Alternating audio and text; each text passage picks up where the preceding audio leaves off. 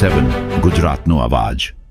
નમસ્કાર દર્શક મિત્રો, i7 ન્યૂઝ ગુજરાતીની સાથે હું છું આપની સાથે પાયલ બામભણિયા। તો જોઈએ આજના મહત્વના સમાચાર। મહાશિવરાત્રીનો મેળો બન્યો રોજગારીનું માધ્યમ। નડિયાદ જિલ્લામાંથી આવેલા ટેટુ આર્ટિસ્ટને મહાશિવરાત્રીનો મેળો ફળ્યો। રૂપિયા 20 થી 2000 સુધીના બનાવાતા ટેટુ મેળામાં પધારતા ભાવિકો પણ હોંશે હોંશે બનાવડાવે છે કલાત્મક ટેટુઓ। મહાશિવરાત્રીનો મેળો રોજગારીનું પણ માધ્યમ બન્યું છે। આ મેળામાં નડિયાદ જિલ્લા ઉપરાંત મહારાષ્ટ્રથી પણ ટેટુ આર્ટિસ્ટ આવ્યા છે, જે ભાવિકોને કલાત્મક ટેટુઓ કંડારી આપે છે।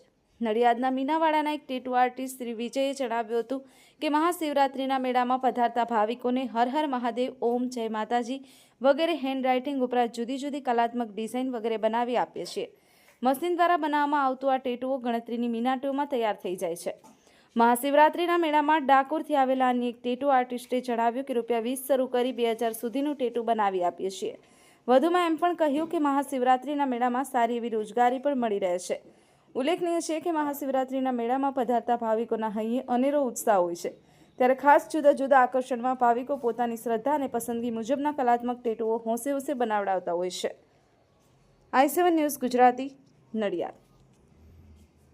नाम से स्टार से डिजाइन से ओम से अलग अलग प्रकार का कोई भी टैटू बनावे टैटू बनाए છે अलग अलग प्रकार विजय હું આવ્યો છું નડિયાદથી। શિવરાત્રીના મેળામાં અમે ટેટુ બનાવીએ છીએ।